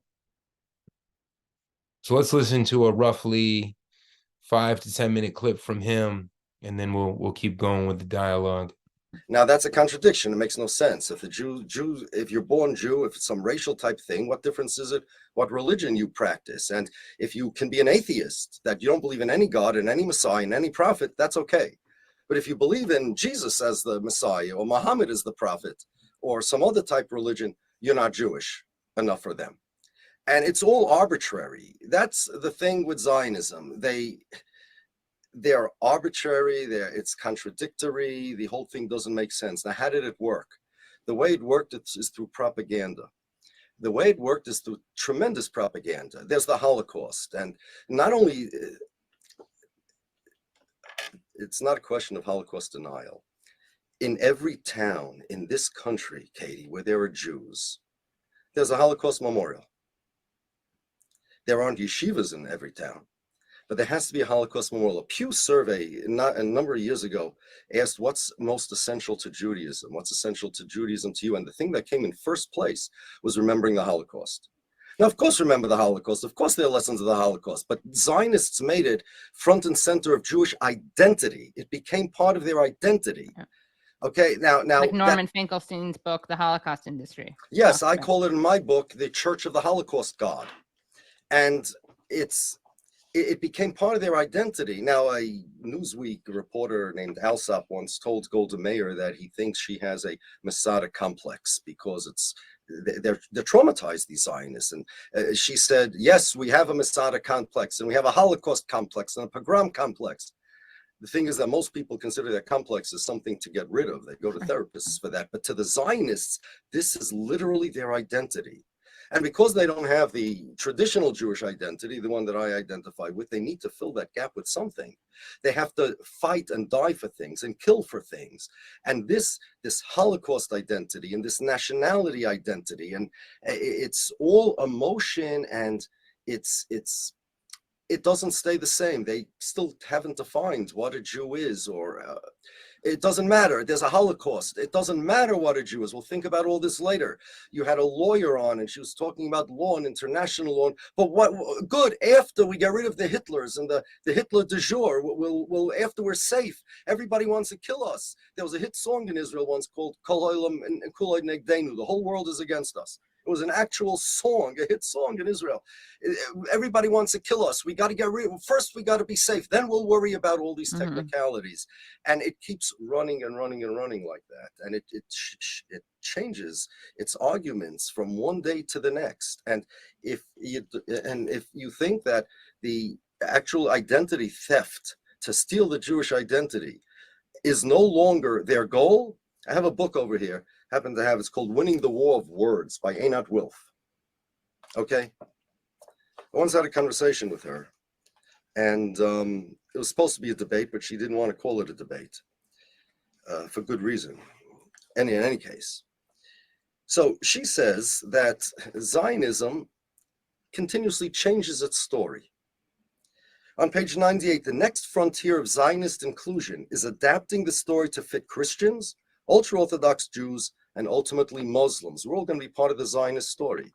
The Orthodox Jews, the Zionist story will be rewritten so as to make ultra-Orthodoxy, that's me, into another equally genuine form of Zionism. The 2,000-year-long continuing existence of ultra-Orthodox communities in the holy cities of Jerusalem, Hebron, Tzfas, and Tveria, for example, may be portrayed as having paved the way for modern Zionism and secured the path for the return of the Jewish people to their homeland. They want to make me into a Zionist. That's the goal. But it's not just me. They want to make the Muslims and the Arabs into Zionists too, and rewrite history so that everybody lives happily ever after. They're, I don't want to say shapeshifter because that's a people would say it's a trope. So it's like trope, right? So instead, it's like a chameleon, a T-1000 Terminator.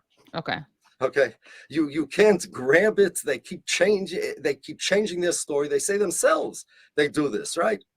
Now, and that's why they insist that anti-Zionism is anti-Semitism. Netanyahu wrote in his book, and Avigdor Lieberman has an article on Israel's own website. You know, we have .gov. They also have the same type of thing. Israel's Ministry of Foreign Affairs website, and Danny Ayalon said it, and even Ben Shapiro, no relation to me, thank God, also said it. They said the following. If you want to know what Zionism is in a nutshell, by the way, this is a very good formulation. They said anti-Zionism is anti-Semitism, meaning that if you believe Israel should not exist, you're an anti-Semite, and here's why. Japan is to the Japanese, but France is to the French, what Israel is to the, finish that equation. It should be what Israel is to the Israelis. Right, but it's not. But that's without Zionism. With Zionism, France is to the French, what Japan is to the Japanese, what Israel is to the Jews. Now, and just as you can't say, I'm in favor of having a Japanese people, but I don't want Japan to exist. You can't say that. I'm in favor of having a French identity of the people without France. So too, you cannot say I'm in favor of having Jewish identity without Israel. That's Zionism. That's what they want you to say. That's what they want you to think. Yeah. That's what they want you to think. And that's why anti-Zionism to them is anti-Semitism, and it's the conflation of Jews and Zionism.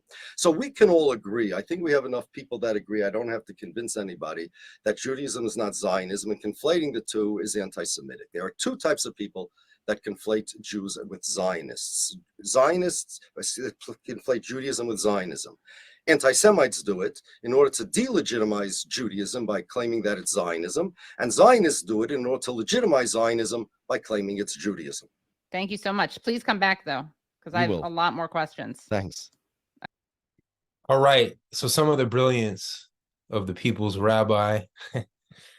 Any questions that came up? I mean, you know, we have to get into the socialized thinking, the group think, the besieged mentality. I was talking to a buddy of mine, Moroccan Jewish kid I grew up with, and he just kept trying to convince me, because I'm really in the business of listening.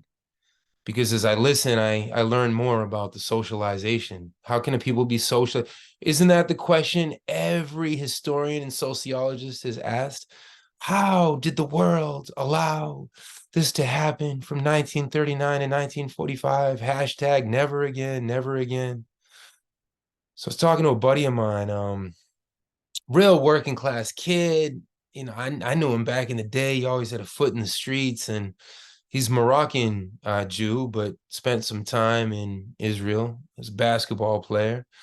And he just keeps trying to convince me that there's no such thing as a Palestinian, that that's not a real identity, much less a nation. I mean, that is what we're up against, the superiority complex. And you know, how do we use the word white supremacy when 4 out of 5 Israelis are not white, as whatever the heck white means? These are all artificial social constructions to divide and conquer. And I don't think that's come up in our studies yet, but we should go back to when the term white is first introduced. You know, the word white doesn't even appear in the English language till the 1680s in the Virginia colony after Shays' rebellion. I forget now if it was Shays' rebellion. There was another rebellion, but no, Shays' rebellion was in Pennsylvania, Massachusetts. I think Shays' rebellion was Massachusetts. You can double check it, Julie, on Google. Shays was Massachusetts. Yeah, and the Virginia one was, I have it in my slides, but someone can look it up. If someone goes 1600s rebellion, Virginia. But the point is that the spirited away, that was the English word back then. These words are no longer in use. Bacon's Rebellion, thanks so much. You have poor Englishmen, poor Englishwomen, and of course the Irish, who the English ruling class didn't define as human, and that's why the Irish relate so much to the Palestinians. They've been dehumanized for 850 years. We've covered that somewhat extensively. So the word for being kidnapped in the streets of Manchester and the streets of Dublin was spirited away, and they were kidnapped to come here as indentured servants. It was a form of servitude, of bondage, but of course we can't put it in the same sentence to what happens to millions and millions of abducted Africans. But the key fear, and it's the same fear that the Ashkenazi ruling class has in the 60s and 70s. And maybe this is where we can take our studies. We'll do a time check when we finish kind of this section. They had to break the natural, organic unity of the Arab Jews and the historical parallel in the Virginia Commonwealth, right?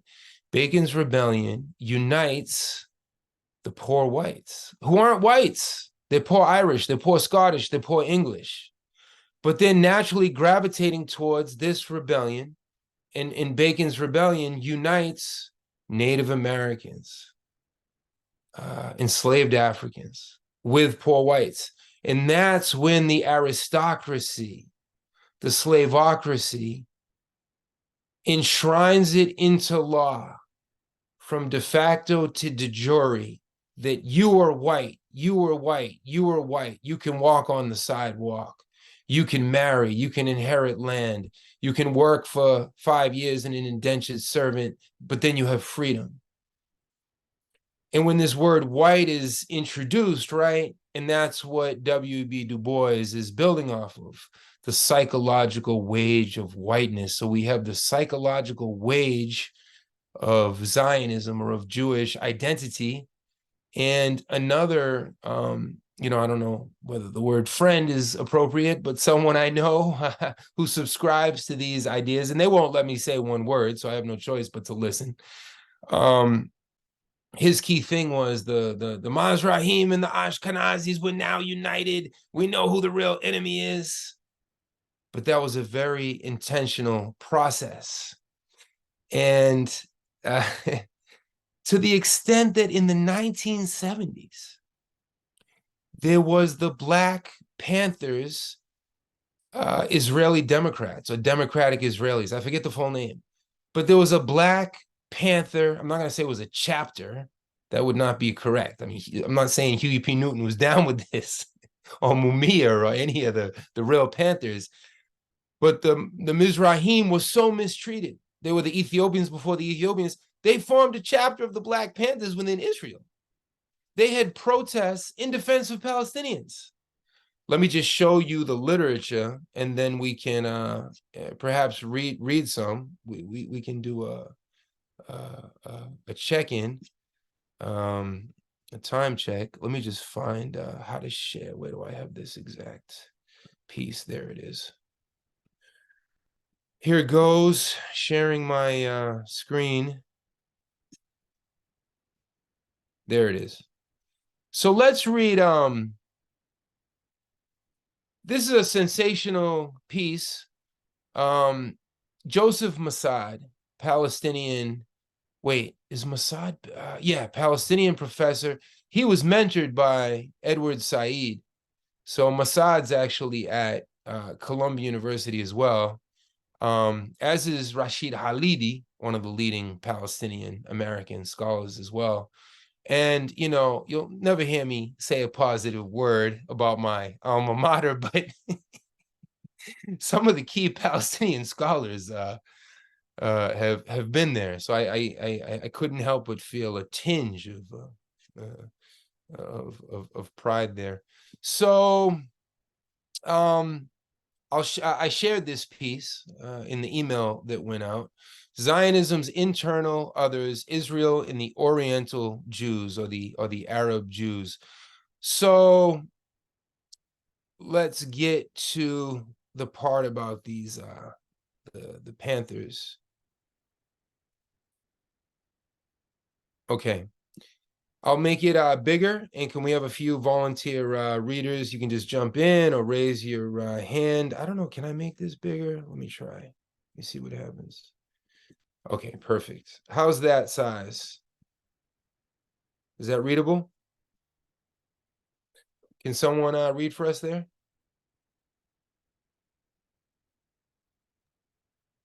I can go for it. So you got it. Tony, and then whoever else volunteered.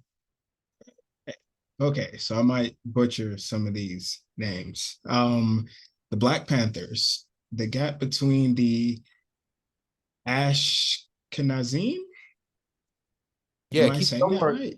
Just yeah, And just the Mizrahim, which Israel officials and academics had predicted would close as the Mizrahim benefited from the Ashkenazi-induced modernization, showed no sign of diminishing during the 1960s.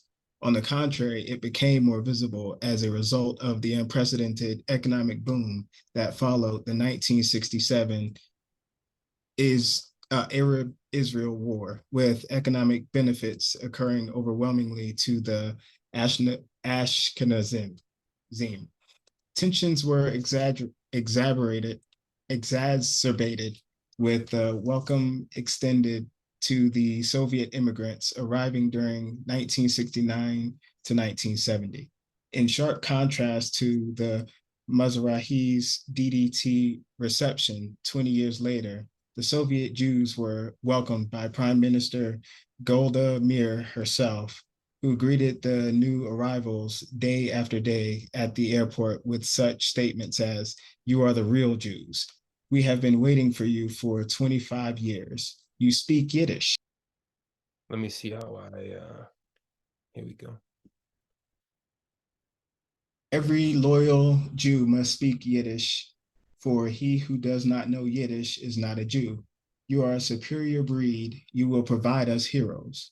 They also received special benefits the government offered new immigrants as of the mid-1960s to encourage immigration, primarily from the West. Resentments were fueled by the attitudes of the new Soviet immigrants themselves, who sent petitions to the Tel Aviv town hall, complaining about having to live next to Black Jews and threatened to leave the country unless the government satisfied their demands. The government responded by removing Mizrahi children from Ashkenazi schools and youth clubs, and in some places kept them out of local swimming pools. There were incidents where Mizrahi slum residents stoned Russian immigrants. It was against this background that the Patron Shorim, or Black Panthers, were formed at the end of 1970. Mizrahi participation in June 1967 war, which legitimated their Israeli identity, long doubted the Ashkenazim who had fought the War of Independence, had an emboldening effect.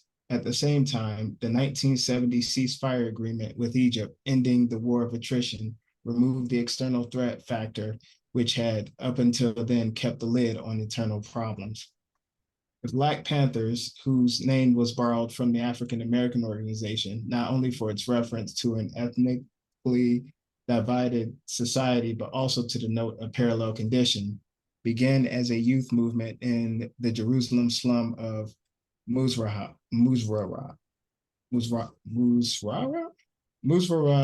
originally a Palestinian neighborhood near the 1948 armistice line, acquired sudden strategic importance following the Israeli occupation of East Jerusalem in 1967.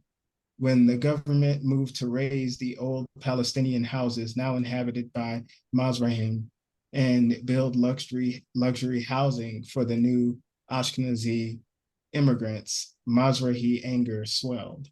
All right, let's let the next reader go ahead. Whoever else is going to read the first massive demonstration. I can read. Go ahead. The first massive demonstration led by the Black Panthers took place on March 3rd, 1971 in front of Jerusalem City Hall. Demonstrations continued through August, sometimes drawing between 5,000 and 10,000 people. Some of the demonstrators shouted, "Golda, teach us Yiddish."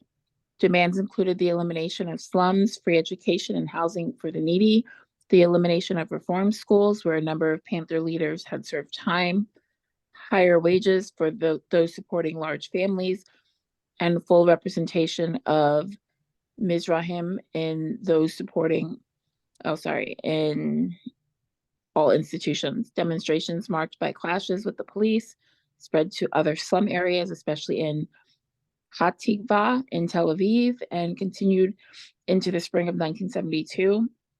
As in the case of the Wadi Salib uprising, the government, in addition to using coercion to put down the demonstrations, tried to delegitimize the Panthers, emphasizing connections to the anti-Zionist left.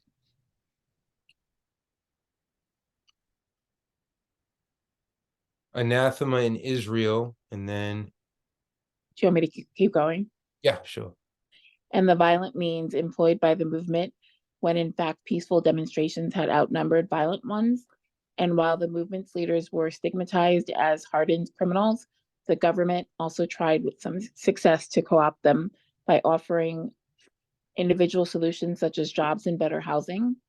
Again, as in the case of Wadi Salib, the government recognized the legitimacy of some of the protesters' concerns. Indeed, after the first demonstrations, the Panthers had been approached by several Knesset members representing various parties and had met with senior ministers, members of the and the Jewish Agency, as well as the Prime Minister herself. Although establishment interest dropped significantly with the decreasing turnout at Panther-sponsored demonstrations, the government did set up a commission of inquiry, the Horowitz Committee, to look into the problems, but the committee's conclusions differed from the official government position that the lower educational level of the Sephardim had caused them to be discriminated against. To the contrary, it found that as the educational level of the Sephardim is raised, they meet more discrimination. The committee added that the Mizrahi standard of living had actually declined between 1959 and 1969. The Panthers attempted to counteract the declining support events by dwindling demonstrations by establishing themselves as a political party. The Black Panther Israeli Democrats, through a merger with the Israeli Democrats led by Mizrahi MK Shalom Cohen. Member of the Knesset. That's just a member of parliament, MK. Sorry, keep going. Okay. But in the December 1973 elections, following the 1973 Arab-Israeli War, they failed to get a single candidate either in the Knesset or in any of the 26 local councils for which they ran. The electoral failure led to internal disagreements, including over the issue of solidarity with the Palestinians, which in turn led to the splintering of the movement and its co-optation by leftist establishments and or Ashkenazi-dominated parties. Since then, the movement has continued to surface from time to time, as in December 1982, when massive demonstrations were organized after a young Yemeni Jew was shot to death by police while resisting attempts to demolish an unlicensed addition to his home. Bloody clashes also occurred 2 years later when the government demolished 100 buildings in Kfar Shalem. During these demonstrations, the epithet Ashkenazi was frequently hurled at police. The Panthers were also the clear inspiration for the activities of the Matz organization, which launched arson and sabotage operations against the Israeli state and economic institutions between 1975 and 1978. There are a number of reasons for the Black Panthers' failure to mobilize large sectors of the Mizrahi community. Some has to do with the Panthers themselves, their lack of economic base, most of their supporters being either students or impoverished, their concentration in, I don't know, it cuts off after that. Almost there, almost done. Oh. I don't even know, where does it start again? Oh, sorry. Some areas where most Mizrahim live in the development towns and the Moshavim and the marginality and lack of education of the leadership, which prevented them from establishing contact with the trade unions, professionals, and the small Mizrahi business class. Most prominent amongst the factors beyond the Panthers' control is the hegemony of Zionist discourse in all aspects of Israeli life through educational institutions, cultural production, the media, and official policy, which gives greater resonance to appeals to unity in state building and against external enemies, and which facilitates the I can't say that word, of Jewish dissident groups. More concrete were government repression and fear of loss of jobs and livelihood. While the Black Panthers' prominence on the Israeli political scene was short-lived, their impact was far-reaching. Unlike the North African-based uprising in Wadi Salib, the Panther struggle was organized around a self-conscious identity encompassing all Mizrahim. It was after the rise of the movement that the Mizrahim began openly demanding cultural rights. Among the organizations founded in the 1980s representing diverse Mizrahi interests, better housing, increased employment, enhanced cultural rights, political representation, and solidarity with the Palestinians, and Ohalim Tent owed the Black Belt movement, East for Peace, and Mahabat in 85, the struggle of 85. All right. I know a lot of the vocabulary in Arabic and modern Hebrew. And that was part of the forging, right, of this Zionist identity. They had to invent language. They had to resurrect the language that hadn't been used for thousands of years. So let's just put this into context, and then maybe, I don't know, Erica, if you can help us as well. But let me see if I can distill some of this. I think to understand Israeli society from the way outside, I mean, that's why it was so good to bring in Dan and Erica, who can offer us more snapshots and anecdotes. It's only 1 in 5 Israelis who are European descendant, or what we would call contemporarily white. So 4 out of 5 Israelis are of Palestinian descent. And then the Mizrahim, right? Now, how do they arrive in Israel? Because if you're going to carry out this Zionist project, you need the bodies. Remember, it's a demographic war. We've talked about this. From the perspective of Zionism, it's a population war. It's a demographic war. A lot of people before all the censorship, Zionists would comment, what are you talking about? It's a genocide. They keep having more babies and more babies. Like that was their defense, that it was not a genocide, because yes, they may be dying at enormous rates, but they're still reproducing. So it's not a, how does this tiny clique, European descendant, white, this ruling class, how do they reign over an entire society, right? That sounds very puzzling. Well, just ask yourself the same exact question about the United States or any capitalist society. Capitalism is based on a social pyramid that divides and alienates and conquers and uses false consciousness. So those historic readings, you know, one would hope, you know, where are them Black Panthers today, right? And they're nowhere to be found.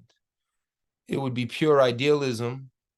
Every expert that you ask, you know, can the Israelis themselves stand up and stop this? And the resounding answer is absolutely not. The change will not come from within Israel. And that's why we've spent, you know, if this is your first class today, every class has been, you know, unique. We've often had Palestinian guest speakers, and we've been deep in the Palestinian history. Today just happened to be a deeper sociological examination of Israel for the reasons that we enumerated, right? So it sure seems like the Mizrahim have been completely assimilated and adapted. And it seems akin to, I don't know if you all heard this hypothesis from or this data collection from 2016. Some of the areas that voted in the highest numbers for Trump was the so-called Oxy electorate. In the Oxy electorate, I mean, who are the poorest whites? Who are the most down and out whites? They're the ones overdosing, like many of my family members, 125,000 per year. Poor whites, working class whites, not all whites, of course, it impacts other oppressed communities, but the opioid epidemic, has most impacted those communities. And those were the counties of Massachusetts and Ohio that voted in the highest numbers for Trump.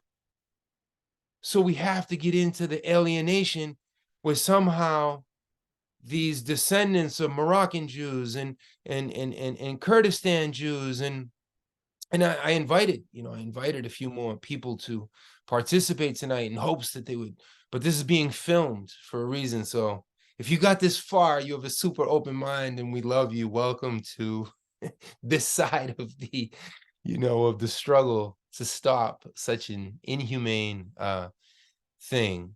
And perhaps, Erica, we could give you the last word. I imagine you have a lot to add on this front. And just to explain to those that this is your first time here, the last word in the formal sense, we stop the recording, we take a break. If you're going to drink tea or whatever you drink, whatever spirits you imbibe, and then people just stay on voluntarily, any questions we haven't addressed, but the formal part of the class will come to a conclusion. I'll make this final comment and then cede the mic to our guest, Erica. So this then leads us to the need for a lot more study. There was the Yemeni, what was the exact title, Erica? The Yemeni child affair, where Ashkenazi families, the white Israelis, end up kidnapping Yemeni babies and raising them in their way, because again, it's a demographic war. And if you're the chosen people and if you're superior and you've been injected with this colonial mentality and you're trying to win the population war, all bets are off, right? All bets are off. Then you have these false flag operations where the IDF, which is always on the offensive, which is always occupying, Israeli intelligence, the Mossad, in some type of collusion with the CIA, because nothing happens in Israel without the collusion of the US, of the colonial overlords.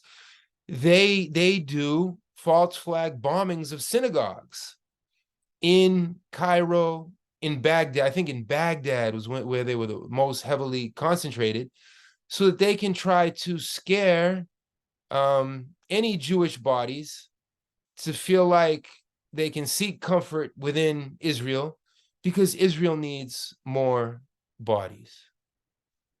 And I'm not trying to oversimplify. I'm not saying every Kurdish Jewish family or Egyptian Jewish family went completely against their will because of these wild intelligence operations. Of course, there were many families that they felt that there was their destiny, or they bought into the Israeli propaganda. So I'll leave it there for tonight. Go ahead, Erica. Are we gonna stop the recording, or do I keep going with the recording on? No, you can. I figured you'd have the last comments before we kill the recording, if that's cool. Oh, okay.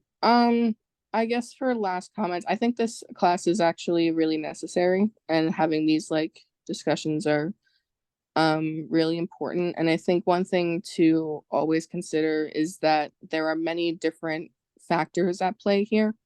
There's the political aspect, there's the cultural robbery, and there's also these different kinds of ways that Zionists choose to disseminate propaganda, and a lot of that is also through scaring people into not speaking out out of fear for being labeled as anti-Semites. And I think that it's just really important to continue to involve yourself in spaces like this, led by whoever, different organizations, this group, and to keep involving yourself in these conversations, to always try and counteract all of the different kinds of propaganda out there. And you're not immune to propaganda, so yeah.